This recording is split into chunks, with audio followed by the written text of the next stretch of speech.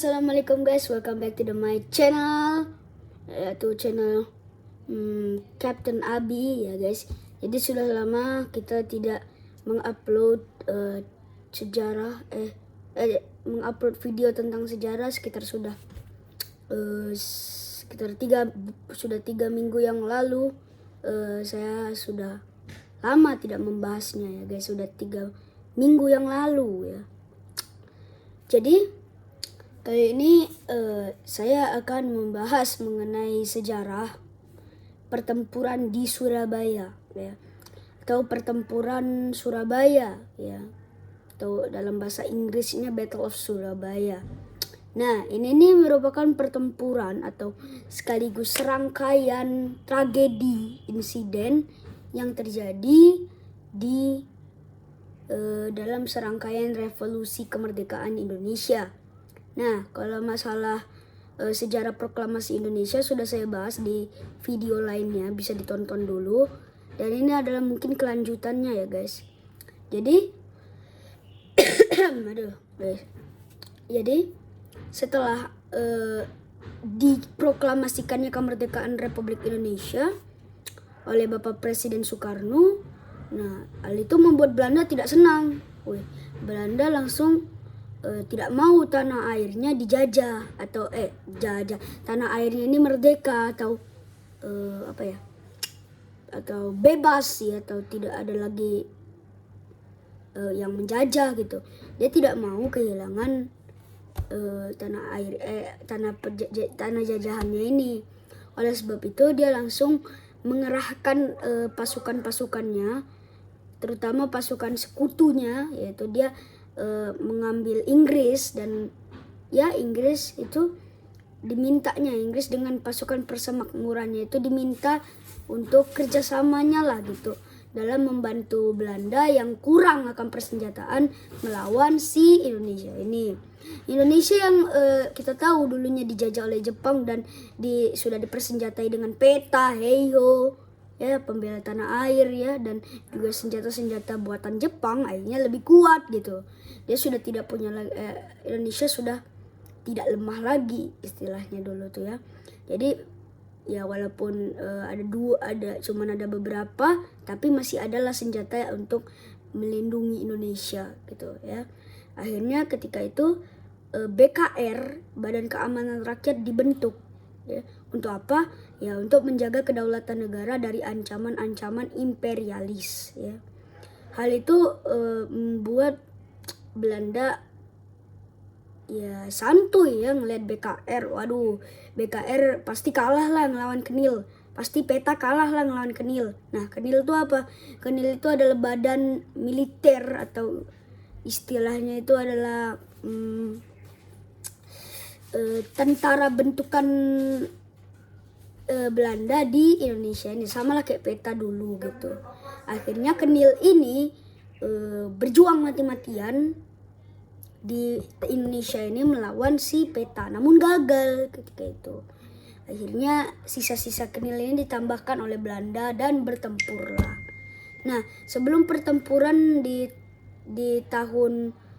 bulan November, di bulan Oktober hingga November ini ya, pertempuran yang sangat berdarah ini, sebelumnya itu ada sebuah insiden loh guys.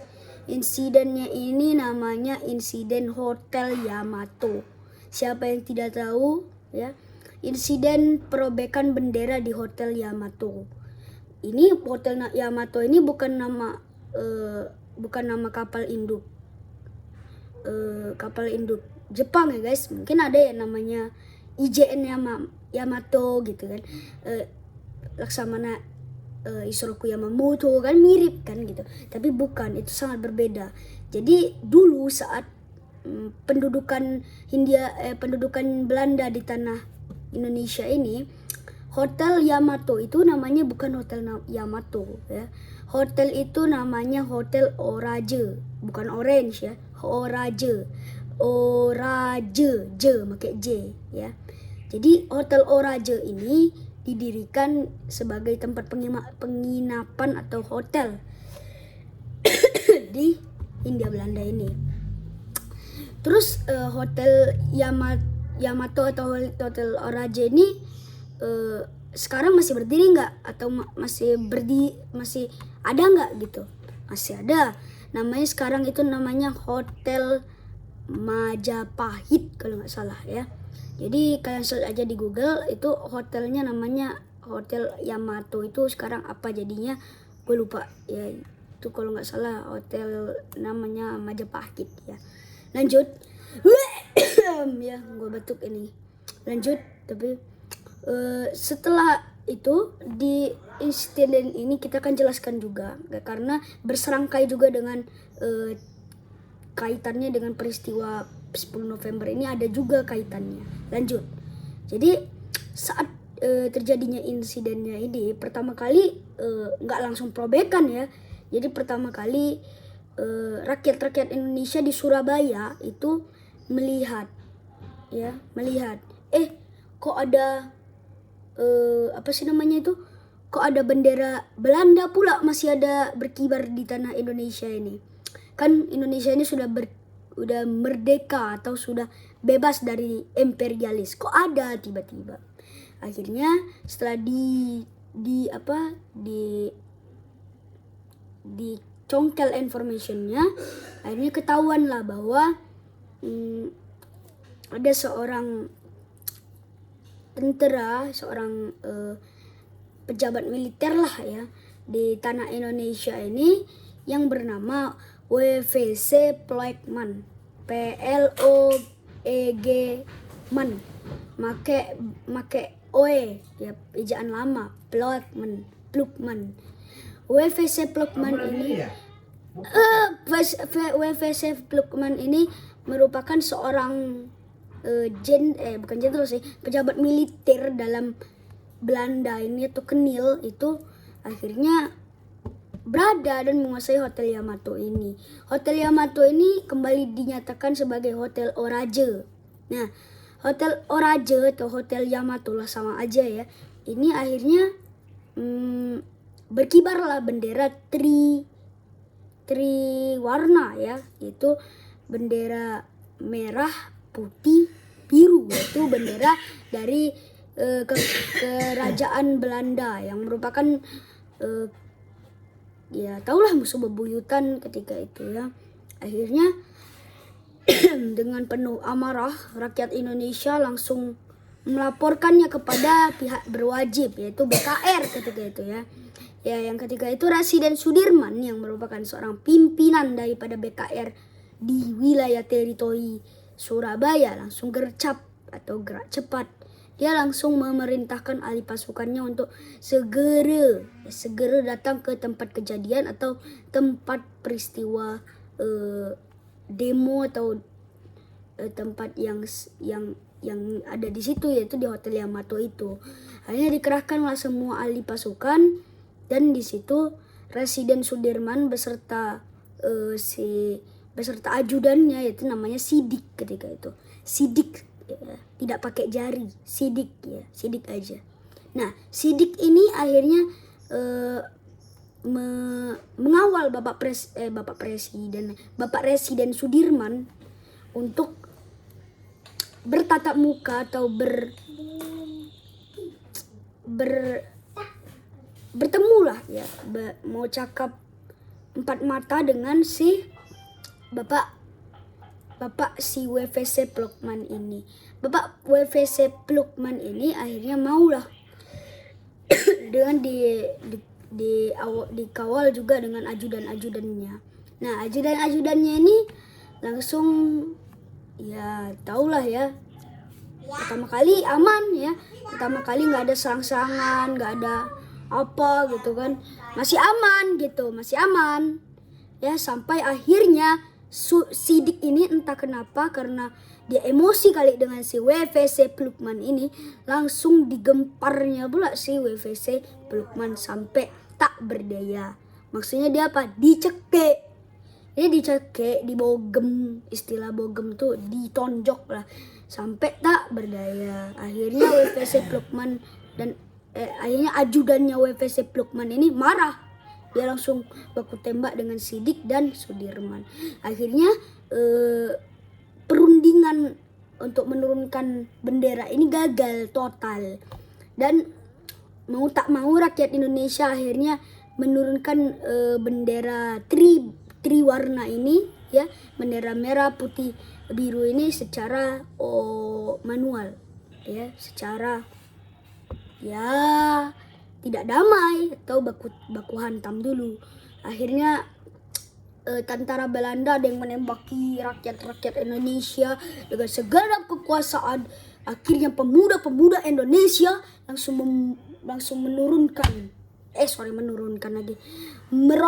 merobek bendera yang ada sisi birunya aja gitu, biar terlihat seperti merah putih atau bendera negara kesatuan Republik Indonesia tercinta, yaitu merah putih, ya.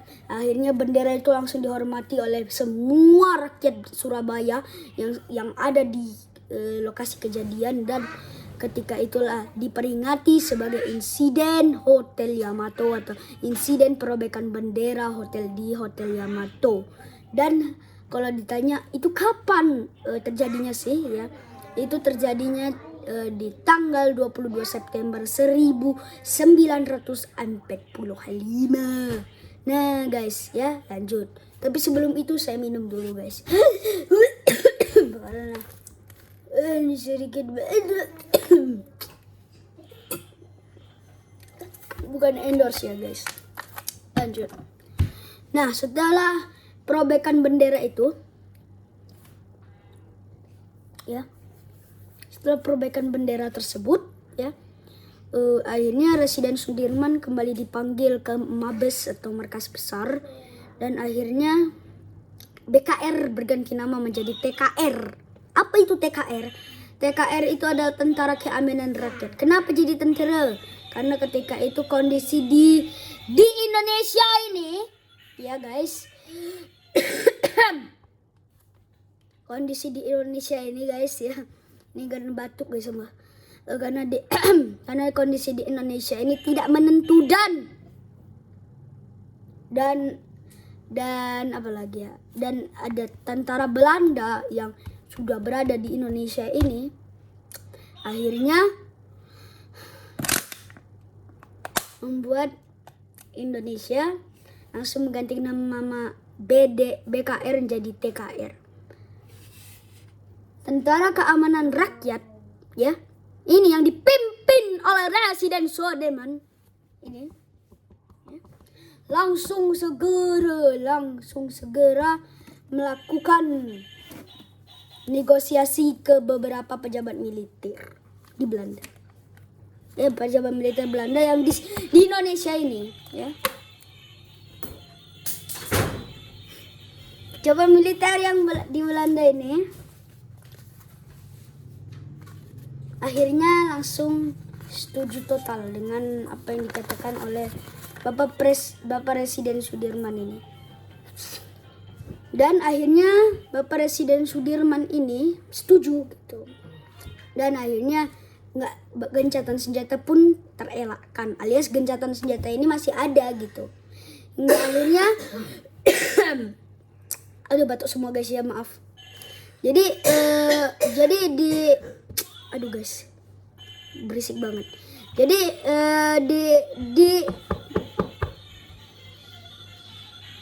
di wilayah Surabaya ini, jadi di wilayah Surabaya ini guys, ya, akhirnya di tanggal 27 Oktober, ya, kita akan langsung maju ya. Di tanggal 27 Oktober 1945, AFNI, yaitu Allied Forces Netherlands East Indies, yang merupakan sebuah sekutu daripada pihak Belanda, yaitu NICA, Netherlands Indies Civil Administration ini, langsung segera melakukan gempuran atau invasi, dan atau istilah dalam bahasa kitanya itu agresi di wilayah Surabaya. Kita tuh digempur dari udara, laut, dan juga darat, guys, ya.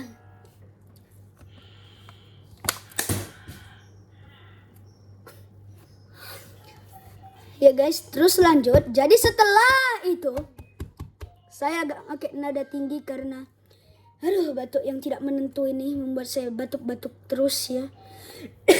Jadi lanjut. Setelah itu akhirnya Afney dan Nika ini akhirnya langsung bekerja sama, dan ketika itu Afney itu dipimpin oleh seorang brigadir.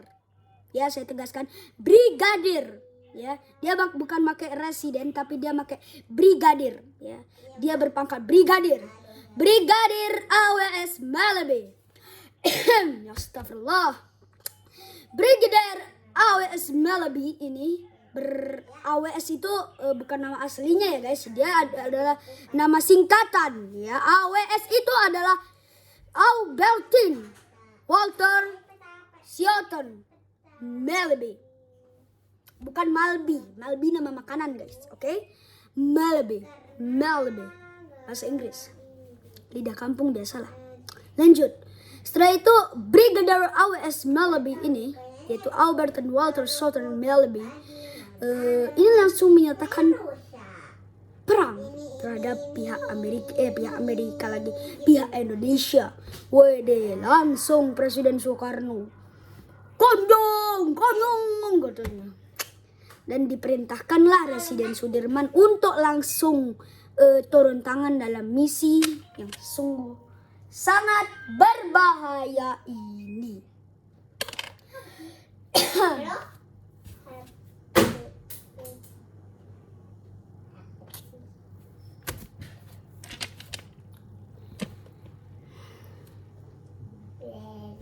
Gabut guys.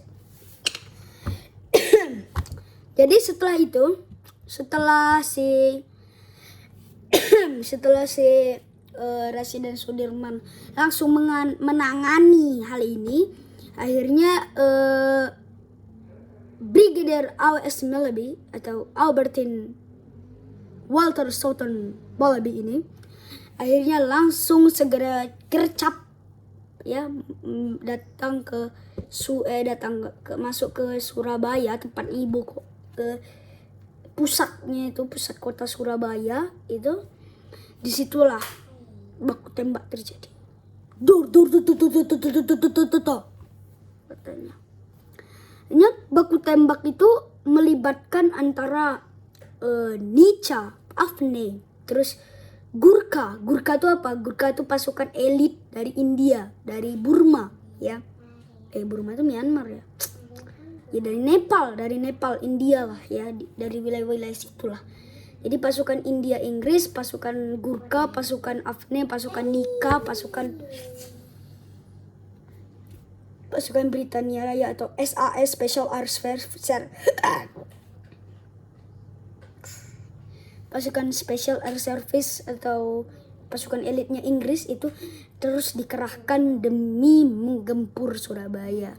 Namun Surabaya tidak langsung menyerah. Angkat bendera putih tidak langsung seperti itu. Mereka langsung memanggil arek-arek Surabaya. Ya, mereka ini sebuah tim pasukan, sebuah arek-arek. Istilahnya tuh kayak sebuah squad. Kalau dalam bahasa Amerikanya itu squad ya. Akhirnya arek-arek Surabaya ini, Surabaya squad ini langsung segera menggempur, langsung segera membantu TKR untuk memperjuangkan tanah air Indonesia di Surabaya ini. Ya, mereka tidak hanya mengandalkan TKR dan arek-arek Surabaya saja. Mereka mengandalkan sisa-sisa peta atau pembela tanah air, walaupun sisa-sisa. Terus ada Heiho, polisi keamanannya, Polri lah istilahnya itu. Mereka mengandalkan itu juga. Setelah itu mereka mengandalkan Hizbullah ya, yang ketika itu mujahidin ya, tahu pasukan jihad fisabilillah ya, ketika itu dipimpin oleh Kiai Hasyim Asy'ari. Jadi Kiai Hasyim Asy'ari itu memimpin Hizbullah atau juga namanya itu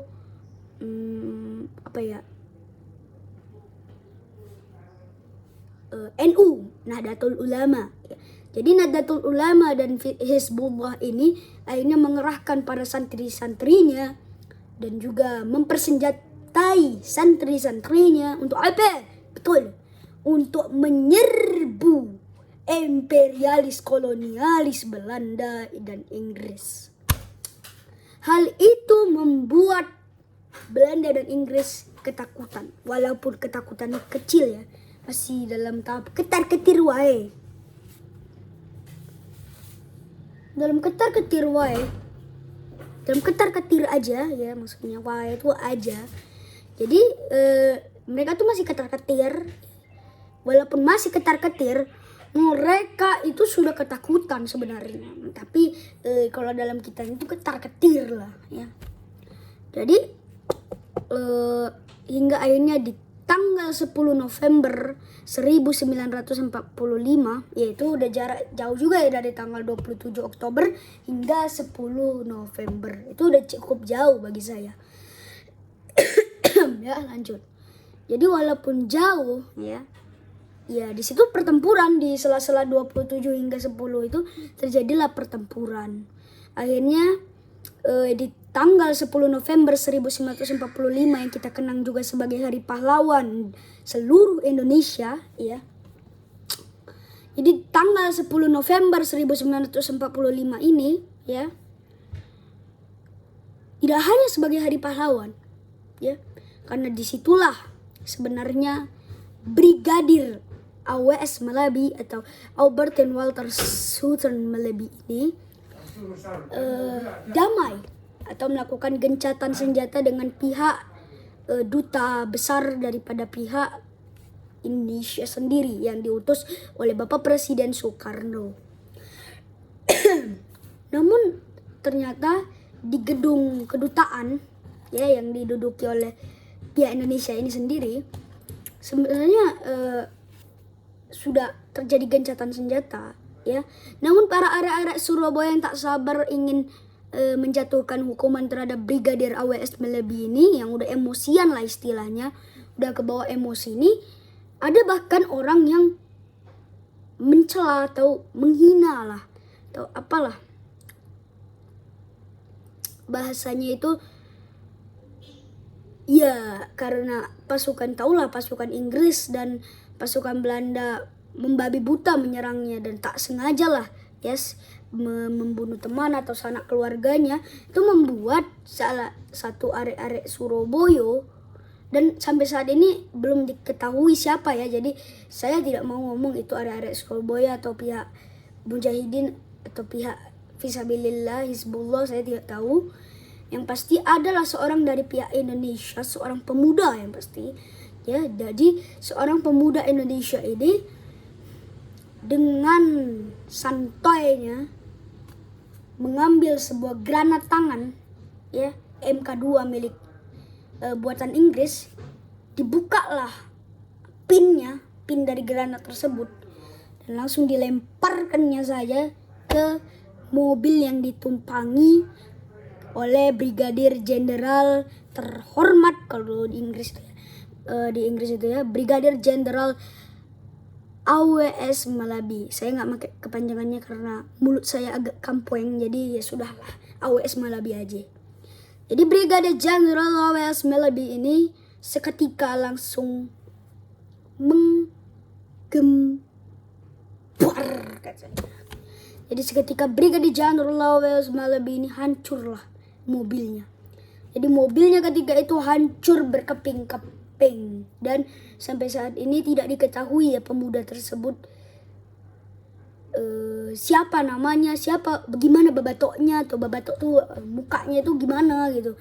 Dan sampai saat ini masih dalam tahap pencarian dan belum terketahui. Ya lanjut. Jadi Brigadir Malabi dinyatakan tewas dalam pertempuran 10 November tersebut, dan saat itulah pengganti Brigadir Jenderal AWS Malabi langsung marah dan langsung menggempur mundur ya, membabi buta mereka menyerang. Yang tadinya mau gencatan senjata malah nah, setelah 10 November akhirnya di tanggal 20 November ya di tanggal 10 November itu sebenarnya Inggris sudah muak. Ya, setelah penyerangan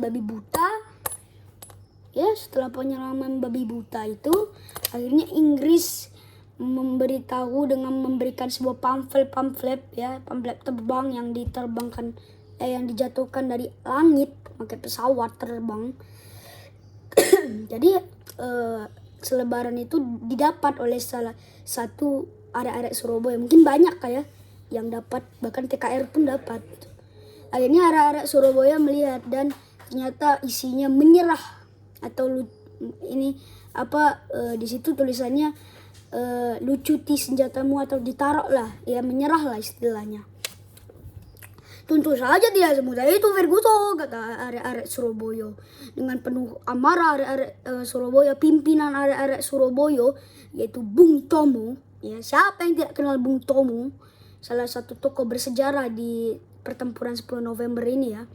Jadi dia ini nama aslinya Soetomo atau Sutomo, ya disingkat Bung Tomo ya. Kan begitupun dengan Soekarno ya, jadi Bung Karno, terus Hatta jadi Bung Hatta, terus Muhammad Yamin jadi Bung Yamin, terus Bung misalnya siapa lagi ya, Bung misalnya Udin ya, Bung Udin gitu. Karena itu Bung itu udah jadi sapaan saudara yang sangat lekat di tanah Indonesia tempo dulu itu ya. Lanjut. Jadi setelah itu Bung Tomo ini yang masih pemuda ketika itu langsung melakukan pidatonya ya.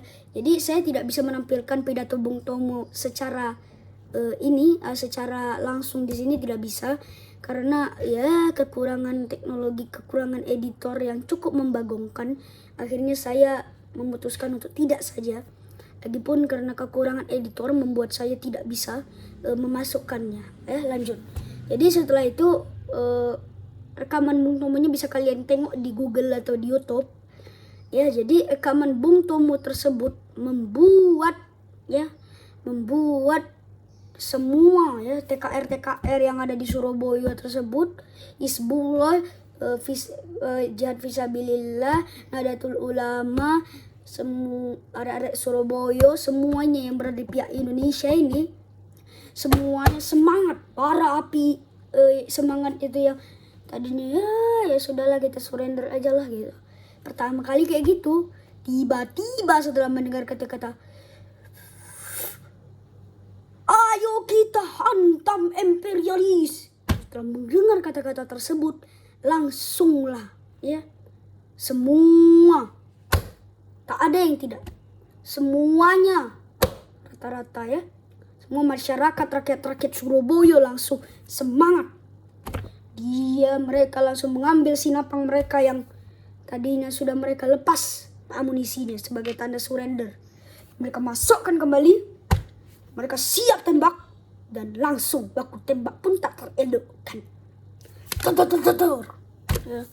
Jadi kalau menonton pertempuran Surabaya itu harap ditontonlah di Battle of Surabaya ya. Di filmnya adalah gitu ya. Jadi Battle of Surabaya ini sangat bagus banget filmnya ya. Lanjut. Jadi itu saja sih ya. Karena setelah itu di tanggal 20 November 1945 akhirnya karena kehebatan dari pihak Indonesia, akhirnya pihak Inggris pun menyerah dan mundur, dan akhirnya Belanda pun surrender ya. Akhirnya terjadilah perjanjian Linggarjati, Renville, terus perjanjian Romroyen, dan juga konferensi meja bundar. Nah, mau tahu kelanjutan yang masalah perjanjian dan konferensi? Nah, tunggu kelanjutannya di channel Kapten Abi aja ya guys. Salam. Oh, sebelum itu jangan lupa like, subscribe, dan komen.